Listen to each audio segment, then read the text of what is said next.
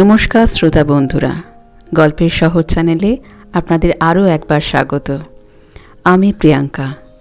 আজকে আপনাদের শোনাব প্রভাত কুমার মুখোপাধ্যায়ের লেখা বিনোদিনীর আত্মকথা।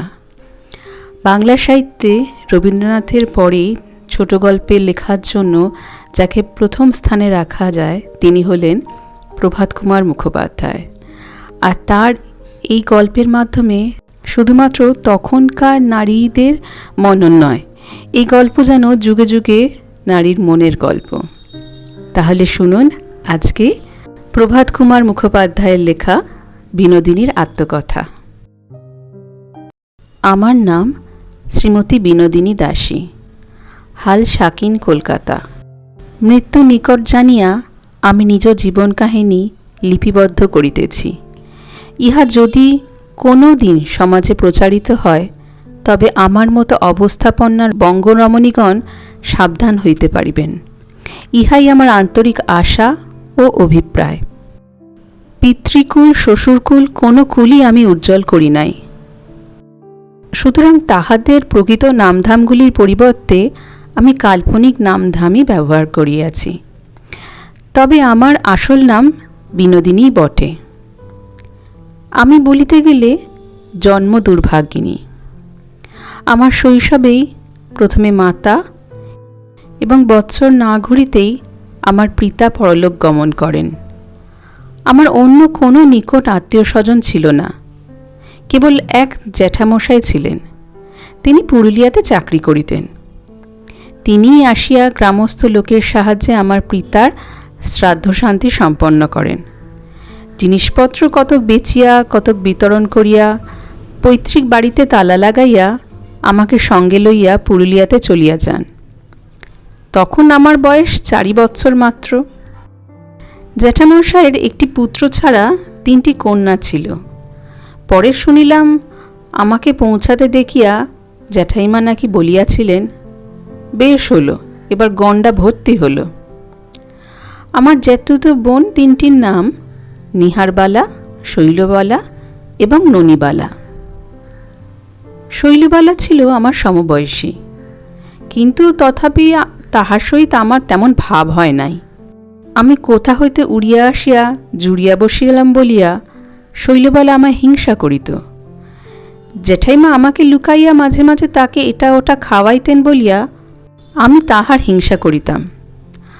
আর একটু বয়স হইলে যখন আমরা বালিকা বিদ্যালয়ে ভর্তি হইলাম তখন সে আমার চেয়ে ভালো পড়া বলিতে পারিত, ভালো প্রাইজ পাইত বলিয়া আমি তাহার হিংসা করিতাম, এবং তার চেয়ে আমার রং ফর্সা বলিয়া সে আমায় হিংসা করিত।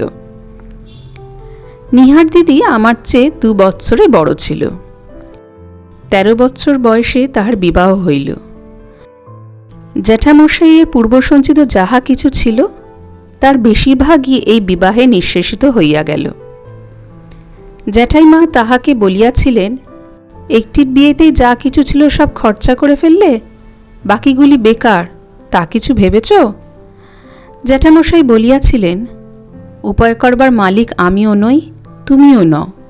যে উপায় করনেওয়ালা সেই উপায় করবে, তুমি দেখে নিও। নিহার দিদির তো কিনারা হইয়া গেল, এবার আমার এবং শৈলর পালা। একজোড়া ভালো পাত্রের সন্ধান করিবার জন্য জ্যাঠামশাই নানা স্থানে চিঠি লিখিলেন। 2 বৎসর ধরিয়া এরূপ অন্বেষণ চলিল, কিন্তু একজোড়া তো দূরের কথা, মনের মতো অথচ দামে সস্তা একটি পাত্রও মিলিল না। আমাদের 2 বোনকে 13 বছরের ধিঙ্গি দেখিয়া জ্যাঠাইমা সর্বদা ম্রিয়মাণ হইয়া থাকিতেন এবং এক দিন জ্যাঠামশাইয়ের প্রতি চোখা চোখা বাক্যবাণ প্রয়োগ করিতেন। এই সময় নিহার দিদির শ্বশুর জ্যাঠামশাইকে পত্র লিখিলেন যে তার কনিষ্ঠ পুত্র শচীন্দ্রনাথ, জামাইবাবুর ছোট ভাই, গত ভাদ্র মাস হইতে ম্যালেরিয়ার জ্বরে ভুগিয়া ভুগিয়া অস্থি চর্মসার হইয়াছে। কলেজে তার পার্সেন্টেজ গিয়াছে, সে এবার পরীক্ষা দিতে পাইবে না। ডাক্তার বায়ু পরিবর্তন করাইতে উপদেশ দেন। অতএব বৈবাহিক মহাশয়ের যদি অসুবিধা না হয় তবে শীতের কয়েকটা মাস শচীন পুরুলিয়াতে থাকিয়া তার স্বাস্থ্যের উন্নতি করিতে পারে।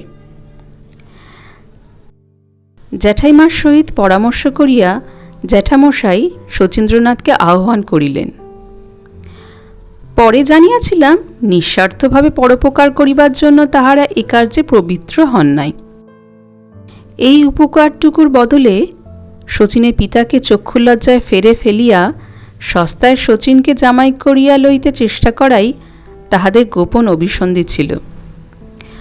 নিহার দিদি অনেকদিন পিত্রালয়ে আসেন নাই, তাহাকেও শচীনের সঙ্গে পাঠাইয়া দিতে অনুরোধ করা হইল।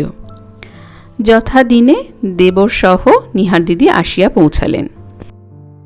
শচীনের বয়স তখন 18-19 বছর, রংটি বেশ পরিষ্কার, মুখ চোখও সুগঠিত, এক কথায় বেশ সুশ্রী যুবা পুরুষ। তবে রোগে ভুগিয়া তাহার দেহকান্তি অনেকটা ম্লান হইয়া গিয়াছিল। মাসখানেক পুরুলিয়া থাকিয়াই শচীন তার স্বাস্থ্য, বল, কান্তি আবার ফিরিয়া পাইল। জ্যাঠাইমার সঙ্গে মাঝে মাঝে নিহার দিদির পরামর্শ হইতে লাগিল। শচীনের সহিত শৈলবালার বিবাহ হইলে বেশ হয়। শৈল আমার চেয়ে 3 মাসের বড় ছিল, সুতরাং প্রথম দাবি তাহারই সন্দেহ নাই। আমার কিন্তু সে কথাটা শুনিতে ভালো লাগিত না। সন্ধ্যাবেলায় তুলসীতলায় প্রদীপ দিয়া প্রণাম করিতে করিতে আমি মনে মনে বলিতাম, হে ঠাকুর, শৈলের সঙ্গে যেন শচীনের বিবাহ না হয়। প্রার্থনা আশ্চর্যভাবে অতি শর্ত সফল হইয়া গেল। এক ভদ্রলোক সপরিবারে পুরুলিয়াতে বায়ু পরিবর্তনে আসিয়াছিলেন। শৈলকে দেখিয়া এবং তাহার কুষ্টি নিজের পুত্রের কোষ্ঠীর সাথে মিলাইয়া শৈলকে তাহার এমন পছন্দ হইয়া গেল যে একটু বিনাপনেই অগ্রহায়ণ মাসেই শৈলকে তিনি নিজ পুত্রবধূ করিয়া লইলেন। তখন আমি শুধু রইনু বাকি। ননিবালা 8 বৎসরের বালিকা মাত্র, তাহার কথা ধর্তব্য নহে। শৈল পুরুলিয়াতে শ্বশুরবাড়ির বাসায় থাকিতে লাগিল। মাঝে মাঝে অল্প সময়ের জন্য এ বাড়িতে আসিত। তাহার স্বামী কলেজ কামাই হবে বলিয়া বিবাহের 1 সপ্তাহ পরেই কলকাতা চলিয়া গিয়াছিল। এখন জ্যাঠাইমা ও নিহার দিদিতে পরামর্শ হইল বিনির সঙ্গে শচীনের বিয়েটি হলে বেশ হয়। যেদিন কথাটি আমি শুনিলাম সেদিন কানে যেন আমার মধুবর্ষণ হইল। পরামর্শ ক্রমে ক্রমে মেয়ে মহল ছাড়িয়া পুরুষ মহলে পৌঁছিল। পৌষ মাসে জ্যাঠামশাই শচীনের পিতাকে পত্র লিখিয়া আমার সহিত শচীনের বিবাহের প্রস্তাব করিলেন। এই পত্র রওনা হইবার পর হইতেই শৈল আসিয়া শচীনকে আমার বর উল্লেখ করিয়া আমাকে খেপাইতে শুরু করিল।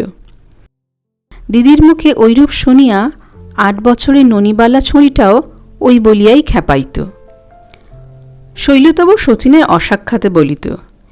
নির্বোধ ননিবালা একদিন তাহার সামনেই বলিয়া ফেলিল। শুনিয়া শচীন আমার দিকে চাহিয়া ফিক করে একটু হাসিয়া সেখান হইতে চলিয়া গেল। আমি লজ্জায় মরিয়া গেলাম। ছি ছি। পত্রোত্তর আসিল। শুনিলাম দিদির শ্বশুর লিখিয়াছেন, মেয়েটির রূপগুণের কথা বধূমাতার প্রমুখাত পূর্বাবধি তিনি শ্রুত আছেন। পুত্রে বিবাহ দিতে তাহার অমত নাই, তবে ন্যূন সংখ্যা কত টাকা জ্যাঠামশাই দিতে পারিবেন তাহা জানিতে চাহিয়াছেন। কয়েকদিন কর্তাগিনীতে পরামর্শ চলিল। অবশেষে জ্যাঠামশাই উত্তর দিলেন, চিঠিখানা রওনা হইবার পূর্বে লুকাইয়া আমি দেখিয়াছিলাম। বড় মেয়েটিকে যখন আপনার পুত্রবধূ করিয়াছিলেন তখনই আমার সঞ্চিত অর্থ প্রায় নিঃশেষ হইয়া গিয়াছিল। তারপর সম্প্রতি আরেকটি মেয়ে পার করিয়াছি। তবে এই বৈবাহিক মহাশয় কৃপা ও উদারতা গুণে এবার অল্পেই রেহাই পাইয়াছি। তাই ভাতুষকন্যার বিবাহে আমি 1000 টাকা ব্যয় করিতে পারিব, নচেত তাহাও আমার উপস্থিত ক্ষমতায় কুলাইত না। জানিবেন এই টাকাও সমস্ত আমার ঘরে নাই, কিছু ঋণগ্রস্ত হইতে হইবে, আশা করি নিজ গুণে ইত্যাদি ইত্যাদি। আমার ঘাড়ে যে কি ভূত চাপিল, শচীন শচীন করিয়া আমি পাগল হইয়া উঠিলাম। সুবিধা পাইলেই আড়াল হইতেই আমি তাহার পানে চাহিয়া থাকতাম। আমার এই চুরি করে চাওয়া দুই একদিন শৈল আসিয়া ধরিয়া ফেলিয়া আমার ঠাট্টাও করিয়াছিল। আজকাল নভেলে দেখিতে পাই, হিন্দু ঘরে ধেড়েকেষ্ট মেয়েরা প্রায় অমুকদার সহিত অবাধে মেলামেশা করিয়া কোর্টশিপ চালাইতেছে। সেই দাদার সহিত কাহারও বা বিবাহ হইতেছে, কাহারও বা ফসকাইয়া যাইতেছে। আমার বাড়িতে কিন্তু সেরূপ হইতে পাইত না। শৈল ও আমি দুজনেই সমত্ত মেয়ে। শচীনের সামনে বাহির হইতাম, তাহার সহিত আবশ্যক মতো দুই একটি কথা কইতাম বটে, কিন্তু ওই পর্যন্তই।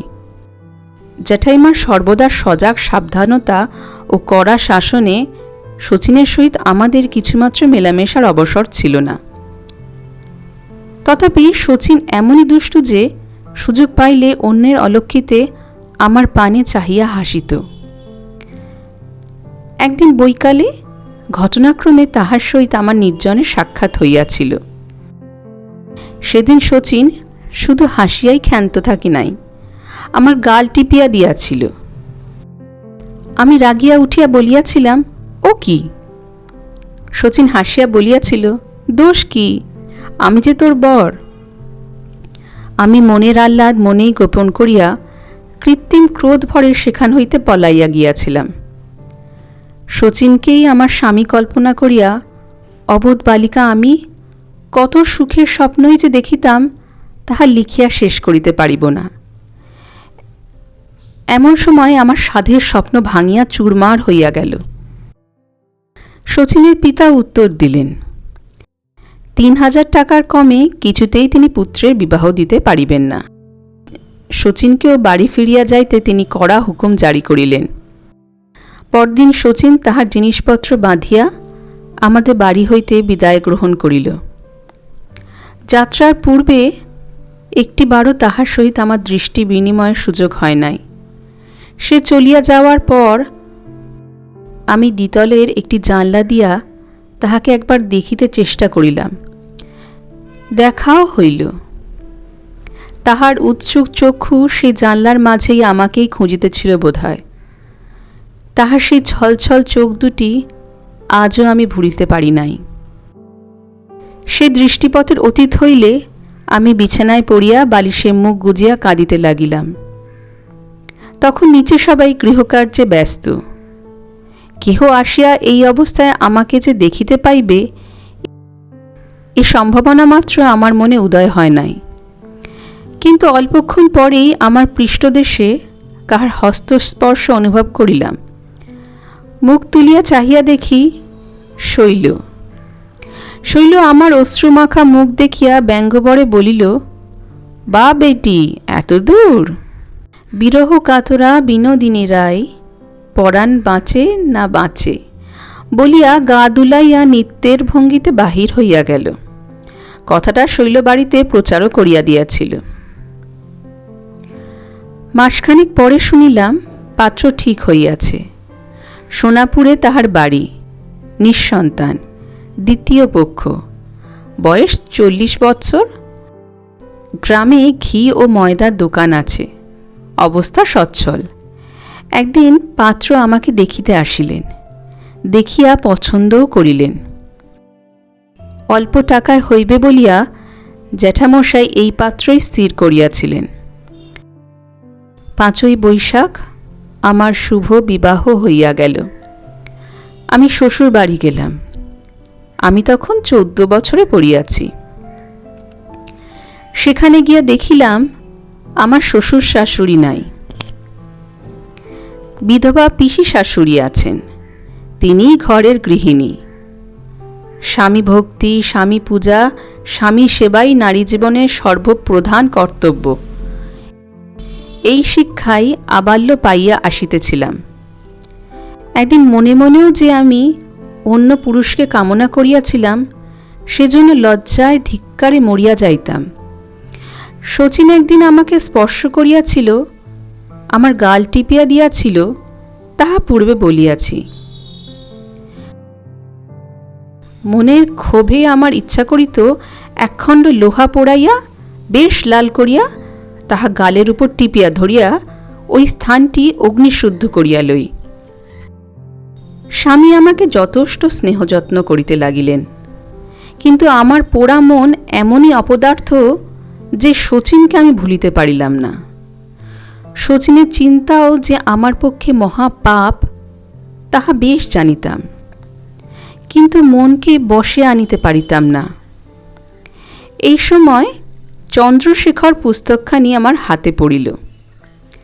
জ্যাঠামশাই গৃহে থাকিতে আমরা সকল বোনই লেখাপড়া ভালো রকমই শিখিয়াছিলাম, কিন্তু জ্যাঠামশাই মেয়েদের উপন্যাস পড়ার বিরোধী ছিলেন বলিয়া উপন্যাস বেশি পড়িবার সুযোগ আমরা পাই নাই।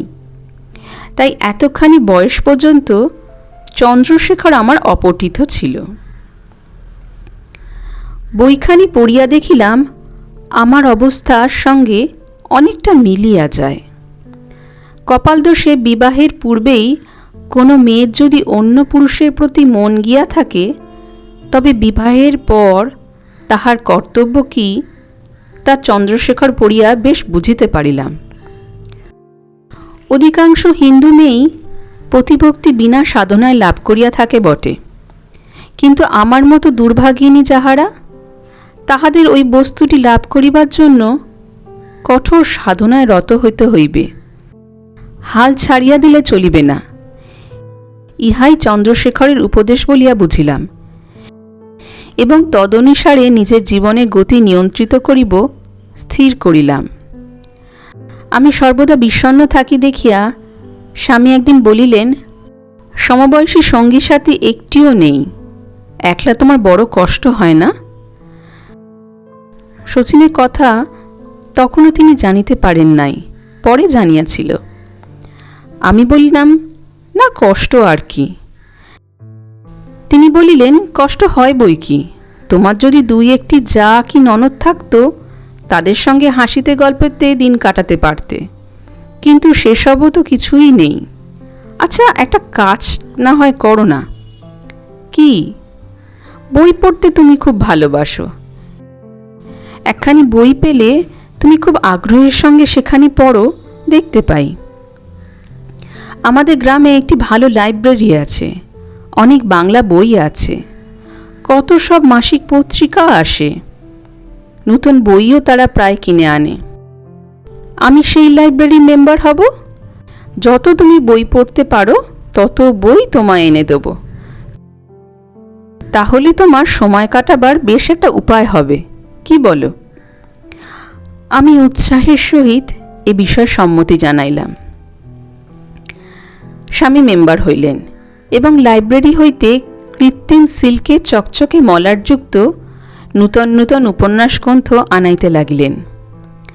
প্রথম প্রথম নিজের দু একখানা বই পড়িতে আরম্ভ করিয়াছিলেন বটে, কিন্তু তাহার ভালো লাগি নাই বলিয়া সে চেষ্টা আর করিতেন না। তিনি ছিলেন দাতা কর্ণযুগের মানুষ, আমি কিন্তু সেগুলি গোগ্রাসে গিলিতে লাগিলাম। এরূপ কিছুদিন চলিতে চলিতে আমার মনে ধীরে ধীরে একটা পরিবর্তন আসিতে লাগিল।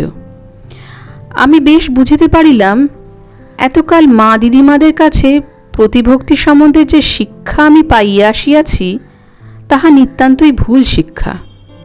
পতির প্রতি যদি যথার্থ ভালোবাসা থাকে, তবে সেক্ষেত্রে একটু আধটু ভক্তি বা সেবা করিলেও ততটা দোষ নাই, কিন্তু যে পতিকে অন্তরের সহিত ভালোবাসে না, তাহাকে ভক্তি করা নিজের অপমান করা মাত্র। দেখিলাম আজকালের বড় বড় লেখকগণের মতে বঙ্কিমবাবু নিতান্তই সেকেলে লেখক। প্রাণ যাকে চায় তাকে লাভ করিতে পারিলেই নারীর নারীত্ব সফল হয়, তাহার জীবন যৌবন ধন্য হয়।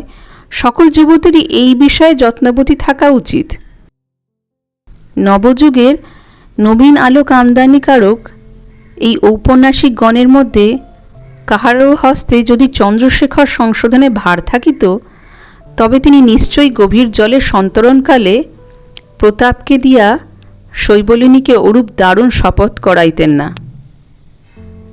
তাহাদিগকে গঙ্গা পার করিয়া দিয়া কোনো নিভৃত কুটিরে স্থাপন করিয়া আর্টের নগ্নচিত্র আঁকিয়া অর্ধশিক্ষিত যুবক ও বোধোদয় বিদ্যাবতী যুবতীগণকে মোহিত করিয়া দিতেন।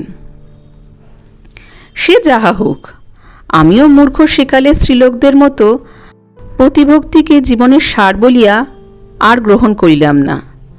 শচীনের চিন্তাকে আর বিষবৎ বর্জন করিবার চেষ্টা করিলাম না।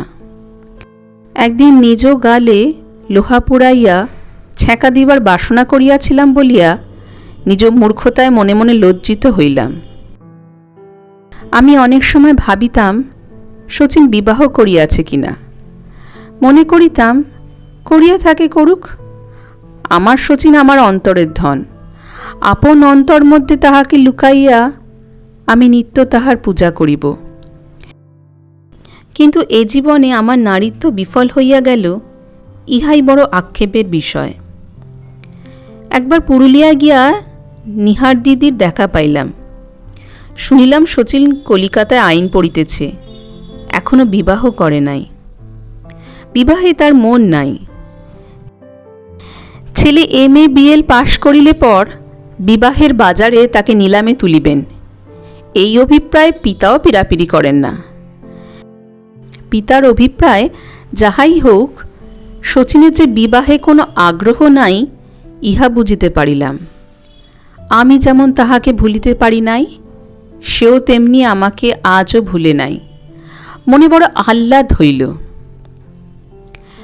এবার পুরুলিয়ায় একটা অপ্রীতিকর ব্যাপার ঘটিয়াছিল। আমি মাসখানেক সেখানে থাকিবার পর স্বামী আমাকে আনিতে গিয়াছিলেন। সেই সময় তিনি জানিতে পারিয়াছিলেন যে শচীন আমাদের বাড়িতে থাকিত, তার সঙ্গে আমার বিবাহের কথা হইয়াছিল। আমি আড়ালে থাকিয়া লুকাইয়া লুকাইয়া শচীনকে দেখিতাম এবং বিবাহ ভাঙিয়া গিয়া আমি কাঁদিয়া ভাসাইয়া দিয়াছিলাম। ননিবালা তাহাকে এই খবরগুলি দিয়াছিল, সম্ভবত শৈলরী শিক্ষানুসারে। সেই অবধি স্বামী মাঝে মাঝে শচীন সম্বন্ধে আমাকে রূঢ় কথা বলিতেন। একটা কুৎসিত সন্দেহ তার মনে জাগিয়াছিল। বলা বাহুল্য, তাহার এই আচরণে তাহার প্রতি ভক্তি তো আমার ছিলই না, একটু স্নেহমমতা যাহা ছিল তাহাও অন্তর্হিত হইল। সে বৎসর আষাঢ় মাসে সূর্যগ্রহণের সঙ্গে আরও কি সব যোগ একত্র হইয়াছিল। পিসিমা আমার স্বামীকে ধরিয়া বসিলেন, চল বাবা, কলকাতায় গিয়ে গঙ্গা স্নান করে আসা যাক। গঙ্গাহীন দেশে আমাদের বসতি, গঙ্গা স্নানের সুযোগ আমাদের দুর্লভ। সুতরাং স্বামী সম্মত হইলেন। সমস্ত রাত্রি রেলগাড়িতে কাটাইয়া পরের দিন বেলা 9টার সময় আমরা শিয়ালদা স্টেশনে নামিলাম। বেলা 10টায় গ্রহণ লাগিবে। 1 ঘণ্টা কাল স্থিতি। পরামর্শ ছিল, প্রথমে আমরা জগন্নাথ ঘাটে গিয়া গ্রহণে স্নান সারিয়া তারপর সোজা কালীঘাটে চলিয়া যাইব। সেখানে একটা বাসা ঠিক করিয়া মাকে দর্শন করিয়া আহারাদির ব্যবস্থা হইবে। 2-3 দিন সেই বাসায় থাকিয়া পশুশালা, জাদুঘর, থিয়েটার, বায়োস্কোপ প্রভৃতি দেখিয়া দেশে ফিরিব। শিয়ালদাহে ঘোড়ার গাড়ি ভাড়া করিয়া আমরা গঙ্গার ঘাটের দিকে চলিলাম। আমি পূর্বে কখনো কলিকাতায় আসি নাই। গাড়ির খড়খড়ির ফাঁক দিয়া কলিকাতার বিরাট বিশ্বম্ভর মূর্তি দেখিয়া আমি ভয়ে অতিভূত হইয়া পড়িলাম। যতই আমরা গঙ্গার ঘাটের নিকটবর্তী হইতে লাগিলাম, পথে মানুষের ভিড় ততই বৃদ্ধি পাইতে লাগিল। অবশেষে গাড়ি আর অগ্রসর হইতে পারিল না, আমাদের নামিতে হইল। স্বামী বলিলেন, উহা বড় বাজার, গঙ্গার ঘাট আর বেশি দূরে নহে, এইটুকুই পথ হাঁটিয়া যাইতে হইবে। গাড়ি বিদায় করিয়া আমাকে মধ্যে রাখিয়া স্বামী ও পিসিমা সেই ভিড়ের মধ্য দিয়া অগ্রসর হইলেন। প্রথমটা আমরা 3 জনেই হাত ধরাধরি করিয়া চলিলাম, কিন্তু ভিড় বাড়িয়া আমাদিগকে বিচ্ছিন্ন করিয়া দিল। অনেক কষ্টে আমরা পুনরায় একত্র হইলাম, কিন্তু হইলে কি হইবে, খানিক অগ্রসর হইয়া দেখি রাস্তার মাঝখানে দড়ি খাটাইয়া মেয়ে পুরুষদের পথ পৃথক করিয়া দিয়াছে। খাকি কোটের বুকে লাল কাপড়ের ফুল আঁটা কয়েকজন যুবক দড়ি ধরিয়া দাঁড়াইয়াছে। স্বামী আমাদের লইয়া পুরুষগণের রাস্তা দিয়াই অগ্রসর হইবার চেষ্টা করিলেন, কিন্তু সেই বাবুরা বলিয়া উঠিল, মা লক্ষ্মীরা এই দিকে, এই দিকে, এবং বলপূর্বক আমাদের পৃথক করিয়া দিল। পুরুষেদের শাড়ি পুরুষ দিকের ঘাটে যাইবে, স্ত্রীলোকের শাড়ি স্ত্রীলোক দিকের ঘাটে যাইবে, এই প্রকার বন্দোবস্ত করা হইয়াছে। ইহা পূর্বে আমার স্বামী জানিতেন না। এখন জানিয়া তিনি চিৎকার করিয়া আমাদের বলিয়া দিলেন, চান করে উঠে ঘাটে চাঁদ নিতে তোমরা দাঁড়িয়ে থেকো, কোথাও যেও না, এক পা নড়ো না, ভিড় কমলে আমি গিয়ে তোমাদের নিয়ে আসব। পিসিমা উচ্চস্বরে উত্তর করিলেন, আচ্ছা। প্রথমে আমি পিসিমার হাত ধরিয়াছিলাম, ক্রমে ভিড়ের চাপে হাত ছাড়িয়া গেল। পিসিমা একটু পিছিয়া পড়িলেন। আমি মাঝে মাঝে পশ্চাৎ ফিরিয়া তাহাকে দেখিতে লাগিলাম। খানিক পরে তাহাকে আর দেখিতে পাইলাম না। ক্রমে ভিড়ের চাপ আরও বাড়িয়া উঠিল। তখন আর আমি চলিতেছিলাম না, ভিড় আমাকে ঠেলিয়া লইয়া যাইতেছিল। ভিড়ের চাপে মাঝে মাঝে পা দুটি আমার রাস্তা ছাড়িয়া শূন্যে উঠিয়া পড়িতেছে। এই অবস্থায় কিয়দ্দূর অগ্রসর হইয়া পা আবার মাটিতে ঠেকিতেছে। ভাগ্যিস ইহা স্ত্রীলোকের ভিড়, এই ভিড় পুরুষে হইলে কি কেলেঙ্কারি হতো, ছি ছি। শুনিয়াছিলাম ঘাট অধিক দূর নহে, কিন্তু অনেকক্ষণ চলিলাম। চালিত হইলাম বললেই ঠিক হয়। কোথায় যাইতেছি কিছুই বুঝিতে পারিলাম না। অবশেষে একটা ঘাটে গিয়া উপস্থিত হইলাম। তখন প্রাণটা যেন হাঁপ ছাড়িয়া বাঁচিল। দেখিলাম ঘাটের ওপর চাঁদনি রইয়াছে। বুঝিলাম স্নানান্তে এইখানেই অপেক্ষা করিতে হবে। গঙ্গা তীরে দাঁড়াইয়া পিসিমার আশায় চাহিয়া রইলাম। অনেকক্ষণ অপেক্ষা করিলাম, কিন্তু তাহাকে দেখিতে পাইলাম না। তখন আমি জলে নামিলাম, অন্য সকলের সঙ্গে আমিও স্নান করিতে লাগিলাম এবং চারিদিকে চাহিয়া পিসিমাকে খুঁজিতে লাগিলাম। আসিবার সময় ভিড়ের মধ্যে 2-3 স্ত্রীলোকের সর্দিগর্মি হইয়াছিল, দেখিয়াছিলাম। খাকি কোটের উপর লাল ফুল পরা যুবকেরা ভিড় সরাইয়া তাহাদিগকে কাঁধে করিয়া কোথায় লইয়া গিয়াছিল। ভাবিলাম, পিসিমারও কি সেরূপ হইল নাকি? আহা, বুড়ো মানুষ, দুর্বল শরীর, হায় হায়, এরূপ অপঘাত মৃত্যুই কি শেষে তার অদৃষ্টে লেখা ছিল? যাহাই হোক, আমি স্নান করিয়া তীরে উঠিয়া চাঁদনিতে গিয়ে দাঁড়াইলাম। তখনও হুড়হুড় করিয়া স্নানার্থিনী রমণীরা আসিতেছে। আমি ভিজা কাপড়ে সেইখানেই দাঁড়াইয়া দুরু দুরু ব্যাকুল হৃদয়ে পিসিমাকে খুঁজিতে লাগিলাম। ক্রমে দেখিলাম স্নানার্থীগণের প্রবাহ মন্দীভূত হইল। স্নান করিয়া যাহারা ফিরিয়া যাইতেছে তাহাদের সংখ্যা বাড়িতে লাগিল। তবে আর পিসিমার আসিবার আশা কি? ভয় আমার কান্না পাইতে লাগিল, হাত পা ঠকঠক করিয়া কাঁপিতে লাগিল। আমি সেইখানে শানের ওপর বসিয়া পড়িলাম। বোধহয় পুরা আধ ঘণ্টা কাল আমি সেইভাবে চাঁদনিতে বসিয়া রইলাম। কখনো মুখ ঢাকিয়া কাঁদি, কখনো ব্যাকুল নয়নে চারিদিকে চাহিয়া দেখি। স্বামী যে বলিয়াছিলেন স্নানান্তে আসিয়া আমাদের লইয়া যাইবেন, তিনিই বা বিলম্ব করিতেছেন কেন? এইরূপ দুশ্চিন্তায়, ক্রন্দনে ও অন্বেষণ করিয়া কতক্ষণ কাটিয়া গেল তাহা আমার হুঁশ রহিল না। আমি মুখ ঢাকিয়া কাঁদিতেছিলাম। হঠাৎ আমার কানে গেল, কে গো তুমি বসে কাঁদছ? তুমি কি হারিয়ে গেছ? পরিচিত কণ্ঠস্বর। আমি চমকাইয়া মুখ তুলিয়া চাহিলাম। যাহা দেখিলাম তাহাতে হঠাৎ আমার চক্ষুকে বিশ্বাস করিতে পারিলাম না। ইহা যদি স্বপ্ন না হয় তবে আমার সম্মুখে দাঁড়াইয়া শচীন। গায়ে তার খাকি রঙের কোট, বুকে লাল কাপড়ের ফুল, সেফটি পিন দিয়ে আটা, পায়ে বুট জুতা, ধুতিখানি মালকোচা বাঁধা। আমরা উভয়ই অবাক হইয়া পরস্পরের মুখ পানে চাহিয়া আছি। হঠাৎ শচীন বলিয়া উঠিল, বিনোদিনী। 3 বৎসর পরে আবার তাহাকে দেখিলাম। সজল নেত্রযুগল তাহার পানে স্থাপন করিয়া বলিলাম, শচীন। শচীন বলিল, ব্যাপার কি, শীঘ্র বলো, এখানে তুমি কি করে এলে? আমি ব্যাপারটা তাহাকে বুঝাইয়া দিলাম। সে শুনিয়া বলিল, কিন্তু এটা তো জগন্নাথ ঘাট নয়, এ যে বাবুঘাট। বুঝেছি, ভিড়ের মধ্যে পড়ে জগন্নাথ ঘাট ছাড়িয়ে তুমি এত দূর চলে এসেছ। তোমার স্বামী তোমায় জগন্নাথ ঘাটেই খুঁজবেন, এখানে তো আসবেন না। আমি ব্যাকুলভাবে বলিয়া উঠিলাম, তাহলে কি হবে শচীন?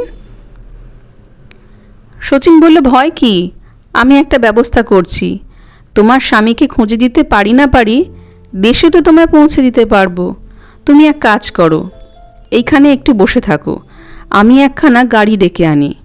খবরদার এখান থেকে এক পা নড়ো না, তাহলে আমি আর তোমায় খুঁজে পাবো না। বলিয়া সে ক্ষিপ্রপদে ভিড়ের মধ্যে অদৃশ্য হইল। প্রায় 10 মিনিট পরে শচীন গাড়ি আনিয়া আমায় বলিল, এসো, গাড়িতে ওঠো। আমি উঠিলে গাড়োয়ানকে জগন্নাথ ঘাট আদেশ দিয়া শচীন গাড়িতে উঠিয়া বসিল। আমি যেদিকে বসিয়াছিলাম তাহার উল্টো দিকে সে বসিল। গাড়ি জগন্নাথ ঘাটের উপর আসিয়া দাঁড়াইল। শচীন নামিয়া গাড়ির নম্বর তাহার বুক পকেটে ঢুকিয়া লইয়া গাড়োয়ানকে বলিল, তুমি ইহা খড়ে রহো, হাম আবি আতা হ্যায়। বলিয়া সে ঘাটের দিকে নামিল। প্রায় 10 মিনিট পরে শচীন ফিরিয়া আসিয়া বলিল, আমি ঘাটে গিয়া মশাই কার পরিবার হারিয়েছে, কার পরিবার হারিয়েছে বলে কত চিৎকার করিলাম, কই কেউ তো কোনো উত্তর দিলে না। তোমার স্বামী এখানে নেই, বোধহয় তোমায় খুঁজে না পেয়ে তিনি চলে গিয়ে থাকবেন। কি বলিব কি করিব আমি কিছুই বুঝিতে পারিলাম না। আমার চিন্তা শক্তি লুপ্ত হইয়াছিল। আমি মাথা হেঁট করিয়া নীরবে বসিয়া রইলাম। শচীন রাস্তায় দাঁড়াইয়া কি ভাবিল। তারপর গাড়ির খড়খড়িগুলো একে একে সব উঠাইয়া দিয়া গাড়োয়ানকে বলিল, চলো বউবাজার। বলিয়া সে গাড়িতে উঠিয়া বসিল। গাড়ি চলিতে লাগিল। আমি যেদিকটায় বসিয়াছিলাম শচীন এবারও তাহার বিপরীত দিকেই বসিল। বসিয়া বলিল, বিনি, তুই বড় হয়েছিস, আমি প্রথমটা তোকে দেখে চিনতেই পারিনি। পুরুলিয়াতে ইদানিং শচীন আমাকে ও শৈলকে তুই বলিয়াই কথা কহিত। উত্তর করিলাম, চিরকালই কি ছোট থাকব? শচীন বলিল, তোর বিয়ের খবর আমি বৌদিদির কাছেই শুনেছিলাম, ছেলেপিলে হয়েছে? না। কেন? এই কেন আমি কি উত্তর দিব, কিছুই স্থির করিতে পারিলাম না। নীরবে অবনত মুখে বসিয়া রইলাম।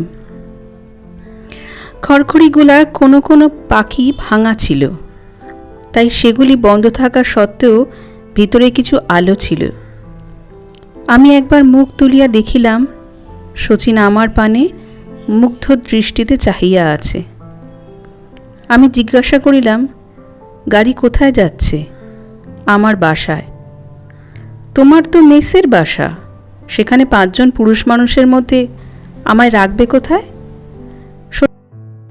শচীন বলিল, না রে, সেখানে কি তোকে রাখবো, আমার জিনিসপত্র কতক নেবার জন্য যাচ্ছি। তারপর আরেক জায়গায় নিয়ে গিয়ে তোকে খাওয়াবো দাওয়াবো, তারপর দুজনে পরামর্শ করে যা করতে হয় করা যাবে।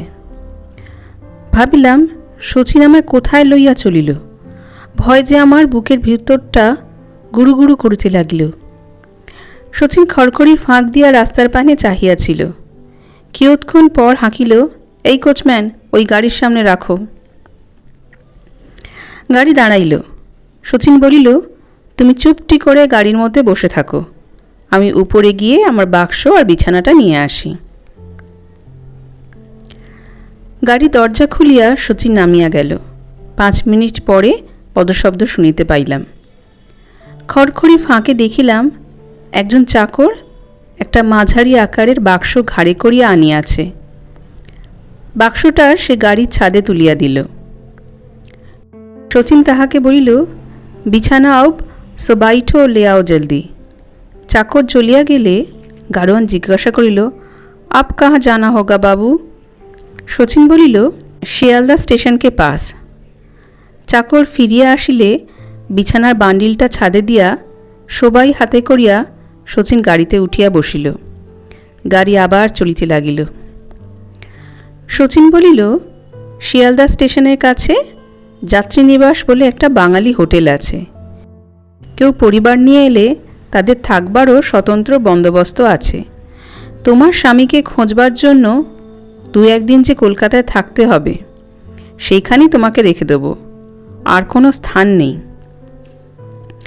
সেখানকার কোনো ঝিটি তোমাকে জিজ্ঞাসা করে তবে তুমি আমাকে স্বামী বলেই পরিচয় দিও, নইলে তারা অজ্ঞ লোক, অকারণ একটা মন্দ কিছু ভাবতে পারে, বুঝেছ? আমি চুপ করিয়া রইলাম।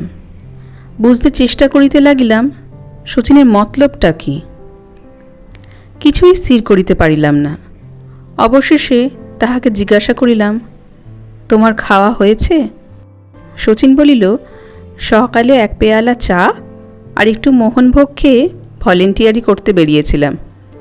তুমিও তো খাওনি, তোমার খুব খিদে পেয়েছে বোধ হয়। আমি বলিলাম, মেয়ে মানুষের আর খিদে। শচীন বলিল, না, তারা তো আর মানুষ নয়। আমি বলিলাম, খিদে তেষ্টা তাদের দমন করতে শিখতে হয়। শচীন বলিল, বিনি, তুই এই নবযুগের নতুন আলোর দিনে বললি মেয়ে মানুষকে খিদে তেষ্টা দমন করতে শিখতে হবে। কেন তারা দমন করবে? কি অপরাধে শুনি? ওসব মতটট মহা ভুল। অত্যন্ত সেকেলে নারীর সমস্যার তো এখন মীমাংসাই হয়ে গেছে। দেহধর্মে ও মনোধর্মে কোনো ক্ষুধা দমন করার চেষ্টা মহামূর্খতা। তার তৃপ্তি সাধনই পুরুষের যথার্থ পুরুষত্ব, নারীর আদর্শ নারীত্ব। আমি হাসিয়া বলিলাম, তুমি কি বই লেখো নাকি? কেন? বইয়ে এরকম কথা দেখতে পাই। শচীন বলিল, লিখি না, পড়ি। আজকাল কত ভালো বই বেরুচ্ছে, সেসব তুই পড়েছিস? হ্যাঁ, তুই যখন পুরুলিয়াতে ছিলি তখনই তো তোরা কবনে বেশ লেখাপড়া করতিস দেখেছি। বলিয়া কয়েকখানা পুস্তকের নাম করিয়া সে জিজ্ঞাসা করিল, এইসব বই তুই পড়েছিস? আমি বললাম, পড়েছি, 2-3 বার করে পড়েছি।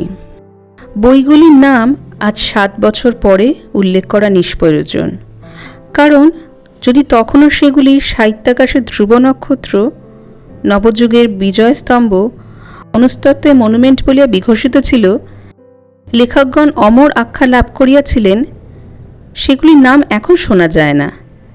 এমনকি গুরুদাস বাবুদের ক্যাটালগে অথবা চৈতন্য লাইব্রেরির পুস্তক তালিকাতেও দেখিতে পাই না।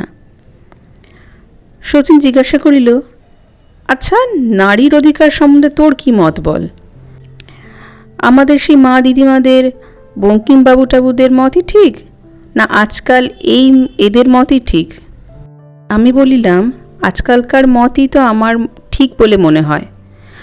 শচীন পুলকিত হইয়া বলিল, বেশ বেশ, শুনে সত্যিই বড্ড সুখী হলাম বিনি, বলিয়া সে আমার স্কন্ধদেশ চাপড়াইয়া দিল। আজ এই প্রথম সে আমায় স্পর্শ করিল। ক্রমে গাড়ি যাত্রীনিবাসের সম্মুখে আসিয়া দাঁড়াইল। শচীন আমাকে গাড়িতে রাখিয়া ঘর ঠিক করিতে গেল। কিয়ৎক্ষণ পরে হোটেলের একজন ভৃত্যসহ ফিরিয়া আসিল। ভৃত্য গাড়ির ছাদ হইতে বাক্স বিছানা নামাইল।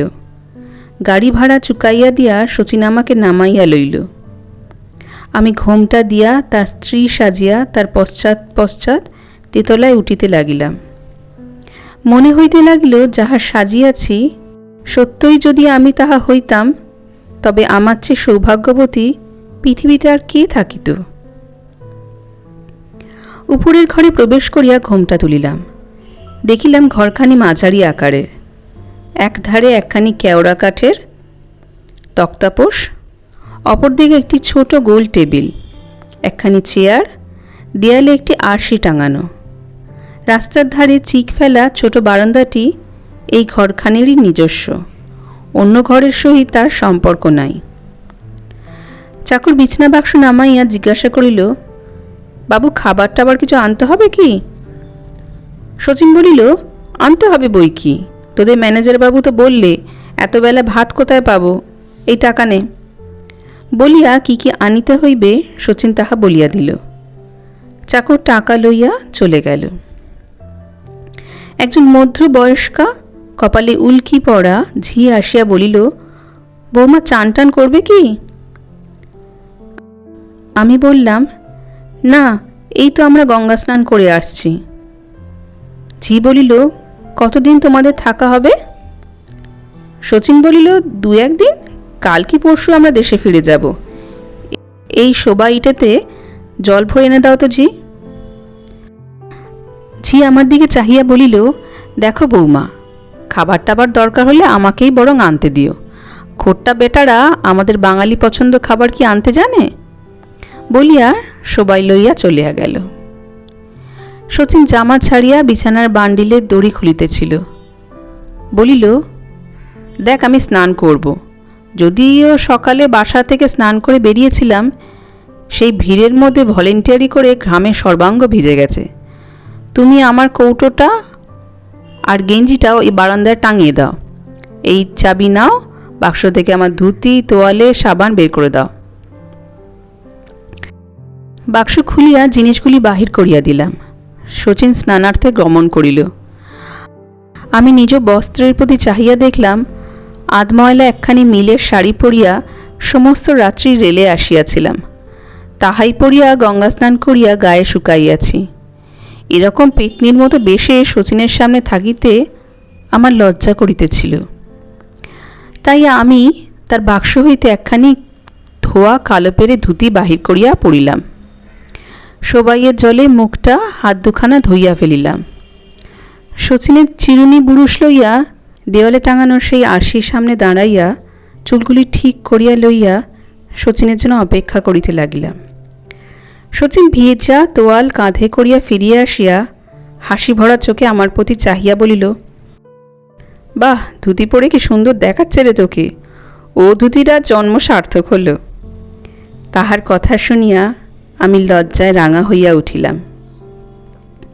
চাকর খাবার আনিল। ঝি আসন থালা প্রভৃতি দিয়া গিয়াছিল। শচীনকে খাবার দিলাম। আহারান্তে তক্তাপোষের উপর বসিয়া পান ও সিগারেট সেবন করিতে বসিল। তাহার পাতে আমি খাইতে বসিলাম। আমার খাওয়া হইলে শচীন বলিল, এইবার আমি বেরুই, তুমি দোর বন্ধ করে শুয়ে একটু ঘুমাও। জিজ্ঞাসা করিলাম, তুমি কোথা যাবে? থানায়। থানায় গিয়ে খোঁজ নিতে হবে তোমার স্বামী কোনোখানে ডায়েরি করিয়েছেন কিনা। যদি করিয়ে থাকেন তবে তার ঠিকানাও পাবো, কিংবা পুলিশকে জানিয়ে আসতে পারবো তুমি অমুক ঠিকানায় আছো। আমি ভীত হইয়া বলিলাম, আমি এখানে একলা থাকব? দিনের বেলা ভয় কিসের? বলিয়া শচীন বাহির হইয়া গেল। আমি ঘুমাইলাম। কাল সারা রাত্রি জাগরণ। আজ ভিড়ে কষ্টের পর শরীর আমার অবশ হইয়া গিয়াছিল। খুব ঘুমাইলাম। ঘুম ভাঙিয়া দেখিলাম বেলা পড়িয়া গিয়াছে। হাত মুখ ধুইয়া শচীনের অপেক্ষায় বসিয়া রহিলাম। সন্ধ্যা হইল। ঝি আসিয়া ঘরে বাতি জ্বালিয়া দিয়া গেল। প্রায় 8টার সময় শচীন ফিরিল। বলিল, কোনো থানায় কেউ আমার সম্বন্ধে কোনো ডায়েরি করায় নাই। অবশেষে সে কালীঘাটে গিয়াছিল। প্রত্যেকটি যাত্রী বাসা তন্ন তন্ন করিয়া খুঁজিয়া আসিয়াছে, কোথাও আমার স্বামীর সন্ধান পায় নাই। চাকরকে ডাকিয়া শচীন 2 পেয়ালা চা আনিতে আদেশ করিল। একটা সিগারেট ধরাইয়া শচীন বলিল, এখন উপায়? তোমায় কি তোমার স্বামীর বাড়িতে গিয়ে রেখে আসব? আমাকে নীরব দেখিয়া সে বলিল, যদি বলো আমাদের বাড়িতে নিহার বৌদির কাছেও তোমার রেখে আসতে পারি। তথাপি আমি চুপ করিয়া আছি দেখিয়া শচীন বলিল, কি ভাবছ তুমি? আমি ভাবছি তুমি আমার স্বামীর বাড়িতেই রেখে এসো আর নিহার দিদির কাছেই রেখে এসো। তুমি আমায় কুড়িয়ে পেয়েছ। একদিন এক রাত তোমার সঙ্গেই আমি ছিলাম। এ কথা শুনলে আমার স্বামী কি ভাববেন? চা আসিল। শচীন এক পাত্র লইল, অন্য পাত্র আমায় দিতে চাহিল। আমি চা খাই না শুনিয়া সে নিজেই উভয় পাত্র গ্রহণ করিয়া বলিল, এতে আর দোষটা কি? একজন ভদ্রলোক যদি এরকম অসহায় অবস্থায় কোনো বিপন্না স্ত্রীলোককে পায়, সে কি তাকে তার বাড়ি পৌঁছে দেবে না? আমি বলিলাম, কিন্তু তুমি যে... কেন, আমি কি দোষ করেছি? তুমি না করো, আমি যে করেছিলাম। আর সে কথা যে আমার স্বামীর কানে উঠেছে। শচীন বিস্মিত হইয়া জিজ্ঞাসা করিল, কি কথা? আমার ভারী লজ্জা করিতেছিল।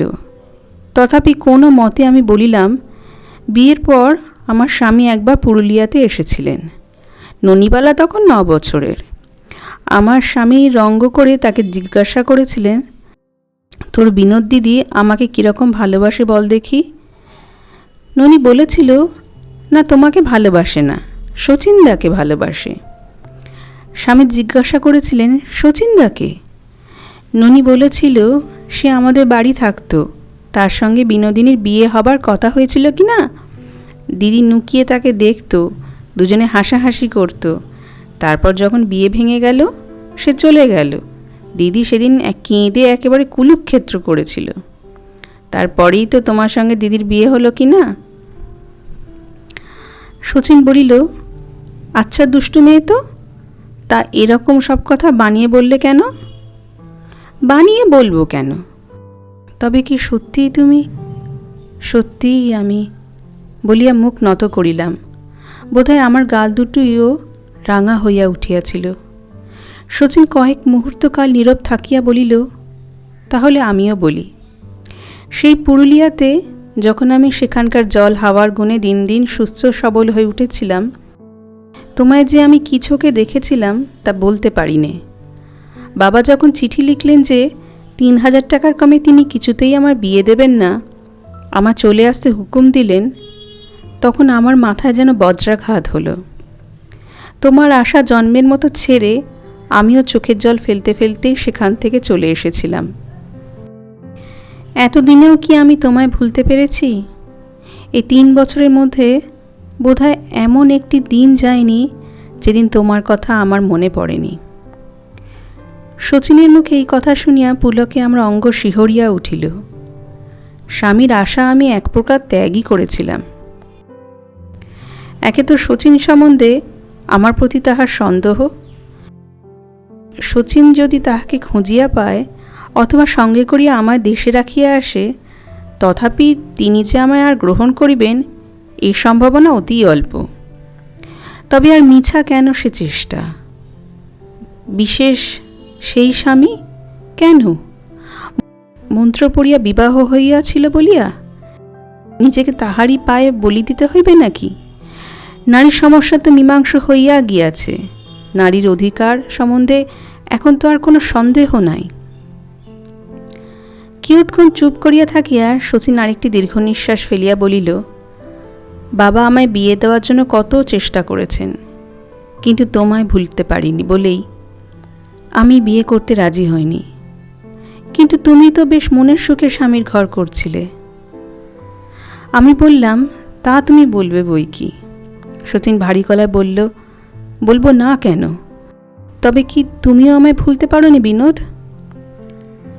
ইচ্ছা হইল বলি, ভোলা কি যায় প্রিয়তম, কিন্তু লজ্জায় শেষ শব্দটি উচ্চারণ করিতে পারিলাম না। চোখের জল চোখে চাপিয়া মাথা হেঁট করিয়া বলিলাম, ভোলা কি যায়? প্রতিভক্তি প্রতিসেবা করার জন্য আমি কত চেষ্টা করেছি, পারিনি। বিজয়ার রাতে যখন তাকে প্রণাম করেছি, মনে হয়েছে যেন তোমায় প্রণাম করছি। তিনি যদি কখনো আমায় আদর করেছেন, তখন চোখ বুজে কল্পনা করেছি যেন তুমিই আদর করছো। শচীন দীর্ঘ নিঃশ্বাস ফেলিয়া চুপ করিয়া বসিয়া রইল। তাহার চোখেও বোধহয় জল আসিতেছিল। ল্যাম্পের আলোকে সে দুটি চকচকে দেখাইল। ঝি আসিয়া জিজ্ঞাসা করিল, ঠাকুর ভাত আনবে কি? রান্নাবান্না হয়ে গেছে। রাত্রি প্রায় 9টা। শচীন ভাত আনিতে বলিল। ঝি ঠাকুরকে বলিয়া আবার ফিরিয়া আসিল। ঠাঁই করিয়া আসন বিছাইয়া দিল। ক্ষণকাল পরে ঠাকুর অন্ন ব্যঞ্জনাদি সাজাইয়া 2 থালা ভাত আনিয়া ঘরে রাখিয়া চলিয়া গেল। আহারান্তে শচীন বলিল, তুমি খাওয়া দাওয়া করো, তবে আমি এখন বাসায় যাই। তুমি খেয়ে দরজা বন্ধ করে শুয়ে থেকো। কাল সকালে আবার আমি আসব, কি করা উচিত দুজনে পরামর্শ করা যাবে। আমি বলিলাম, তোমার বিছানা তো এখানে, সেখানে গিয়ে তুমি শোবে কিসে? শচীন বলিল, সেখানে আরেকটা তোষক বালিশ আমার আছে। আমি বলিলাম, তা যেন আছে, কিন্তু আমি কি এখানে একলা থাকতে পারি? আমার ভয় করবে না বুঝি? শচীন বলিল, তোমার ভয় করবে? আমি অভিমানের স্বরে বলিলাম, না, করবে না। আচ্ছা তুমি যাও না, কাল এসে দেখবে চোরে আমার গলা টিপে মেরে রেখে গেছে। বলিয়া আমি চোখে আঁচল দিয়া ফোঁপাইতে লাগিলাম। ইহা আমার অভিনয় নহে। এই অপরিচিত নির্বান্ধব স্থানে রাত্রিতে একা থাকিতে হবে শুনিয়া সত্যিই ভয়ে আমার শরীর কাঠ হইয়া গিয়াছিল। আমায় কাঁদতে দেখিয়া শচীন বলিল, ছি, কেঁদো না, চুপ করো, বলিয়া চক্ষু হইতে আমার হস্ত অপসারিত করিয়া লইল। আমি চক্ষু মুছিয়া বলিলাম, আমি তো জন্মের মতোই গেছি। বাপ নেই, মা নেই, স্বামীর ঘরে আমার জায়গা নেই। এখন তুমি যদি আমায় ত্যাগ করে যাও, তাহলে আমার দশা কী হবে? শচীন আমার একখানি হাত ধরিয়া ফেলিয়া আবেগকম্পিত স্বরে বলিল, তোমায় আমি ত্যাগ করব? কখনোই নয়। আজ 3 বৎসর তোমার নাম জপ করে কাটিয়েছি। দেবতা যদি সদয় হয়ে তোমায় মিলিয়ে দিলেন, তোমায় আমি ত্যাগ করব? নিশ্চয়ই না। তোমাকে আমি বুকের হাড় করে রেখে দেব।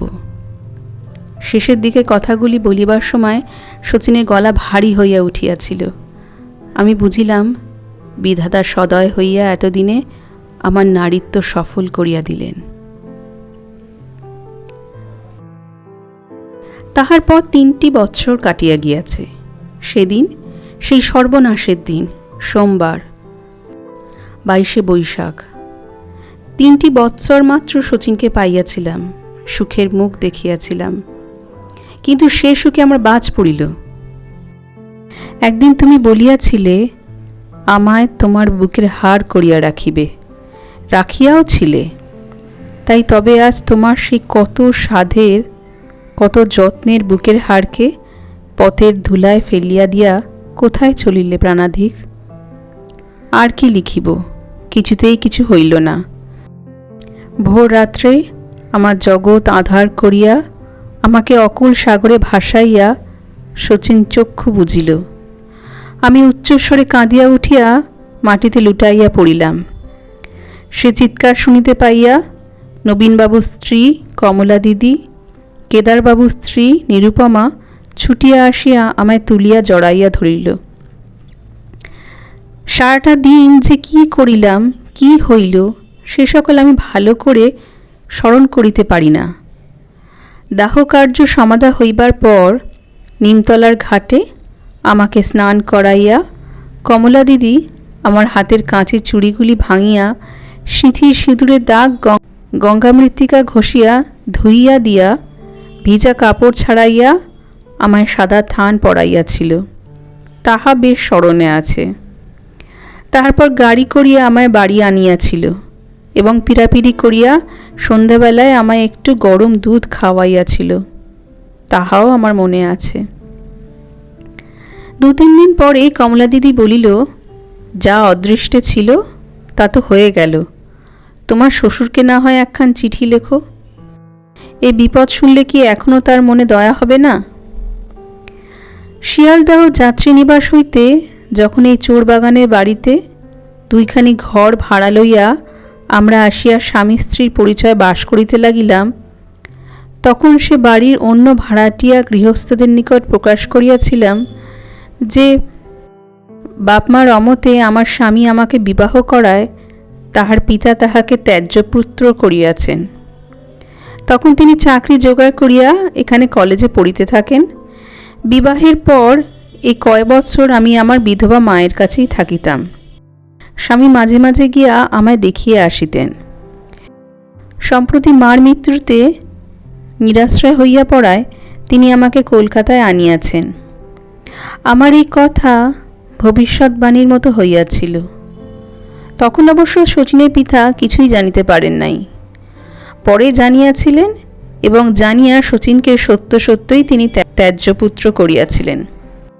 কমলার প্রশ্নের উত্তরে বলিলাম, তাই না হয় লিখি তাকে। কমলা বলিল, তোমার স্বামী টাকা কড়ি কি রেখে গেছেন বলো দেখি। আমি বলিলাম, কি আর রেখে যাবেন দিদি, নতুন উকিল, এই তো 1 বছর মাত্র পাশ করে ছোট আদালতে বেরুচ্ছিলেন। যা আনছিলেন তাতে ভাত কাপড় ঘর ভাড়া কুলাতো না, তাই সন্ধ্যেবেলা প্রাইভেট টিউশনি করতেন।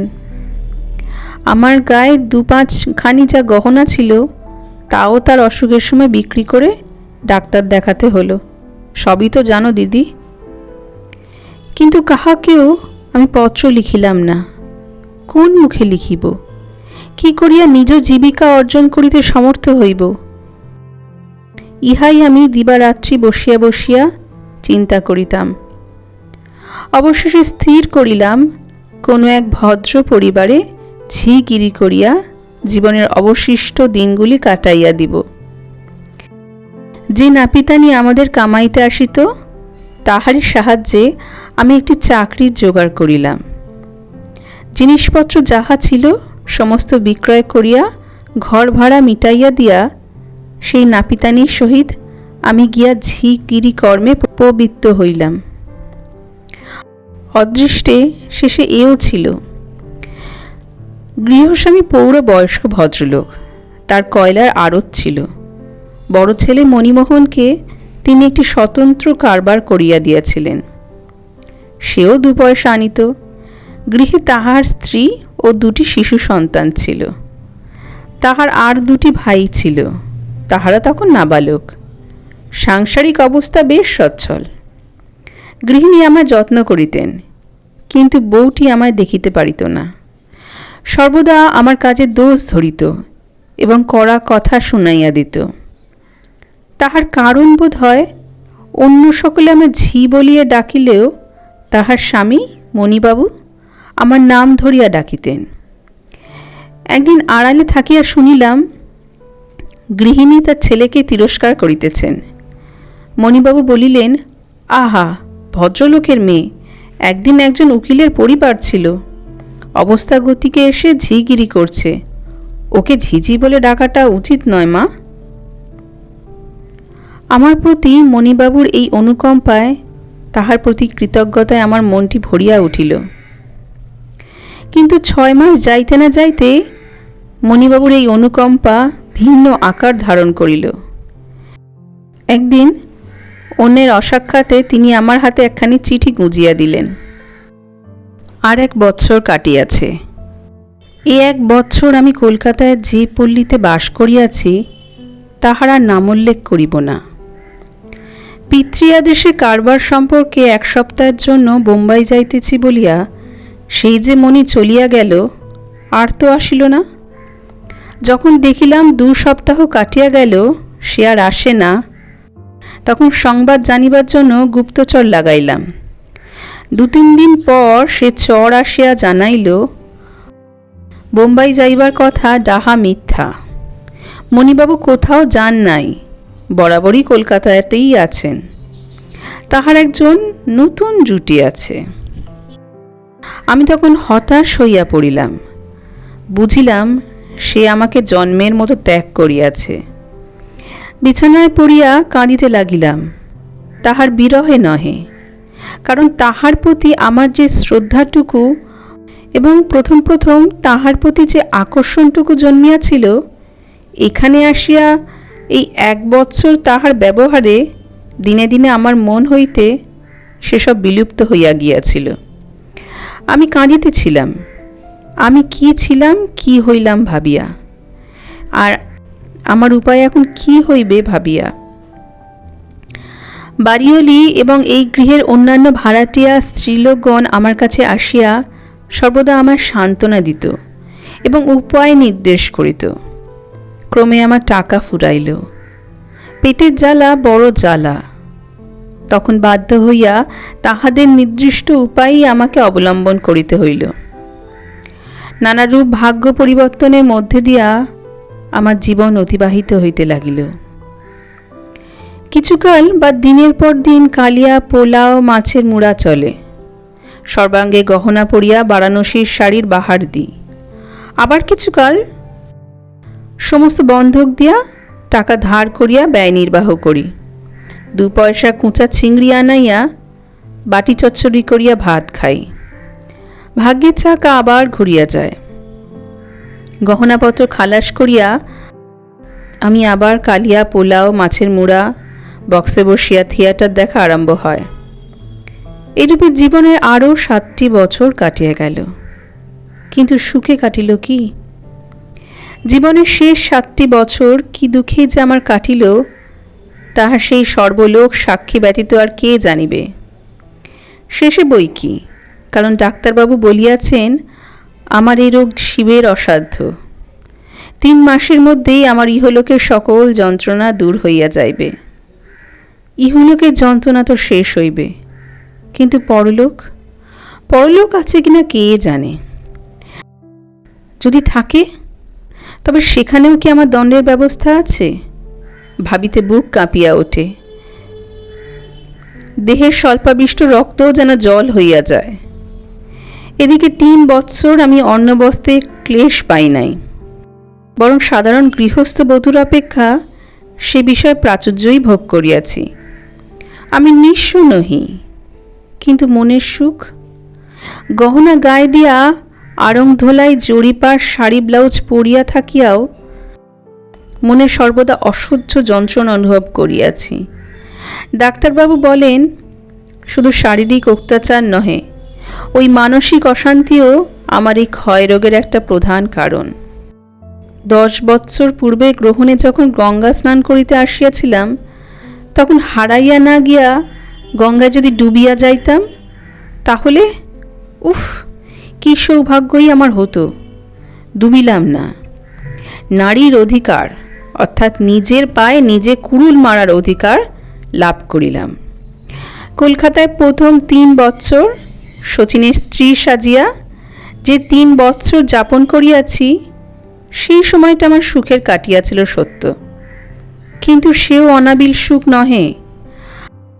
আধুনিক মতানুযায়ী আমি আমার নারীত্ব সফল করিতেছিলাম বটে, কিন্তু মনের ভিতরে ভিতরে একটা গ্লানি সর্বদা বহিয়া যাইত। তাহার হাত হইতে কিছুতেই নিষ্কৃতি লাভ করিতে পারিতাম না। আমাদেরই মতো গরিব যে কয়টি গৃহস্থ পরিবার সে বাড়িতে ঘর ভাড়া লইয়া বাস করিত,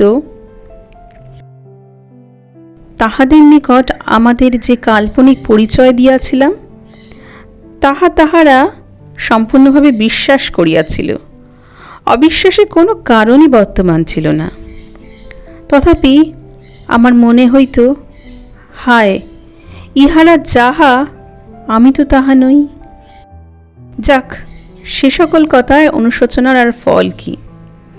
এখন আমার এই দুঃখময় লজ্জাময় জীবন কাহিনী সমাপ্ত করিয়া ডাক্তারবাবুকে অনুরোধ করিয়াছি, আমার মৃত্যুর পর ইহা যেন তিনি জনসমাজে প্রচারিত করিবার জন্য যত্ন করেন। নবযুগের নতুন আলোক বলিয়া যাহা এখন কথিত হইতেছে, তাহা যে আলোক নহে, তাহা যে আগুন, সেই কথা বুঝাইবার জন্যই আমার সেই আগুনে পুড়িয়া মরিবার ইতিহাস আমি লিপিবদ্ধ করিয়া যাইতেছি। ইহা পাঠ করিয়া যদি বাঙালি গৃহস্থ ঘরের একটি মেয়েও ভুল পথে পা দিতে দিতে পা উঠাইয়া লইয়া ফিরিয়া আসে, তবে পরলোকে আমার আত্মা কিঞ্চিৎ সান্ত্বনা লাভ করিবে। শেষ হলো গল্প প্রভাত কুমার মুখোপাধ্যায়ের লেখা বিনোদিনীর আত্মকথা। গল্প পাঠ যদি আপনাদের ভালো লেগে থাকে তবে চ্যানেলটি সাবস্ক্রাইব করার অনুরোধ রইল। আসবো আবার নতুন কোনো গল্প নিয়ে। ততদিন নমস্কার, ধন্যবাদ।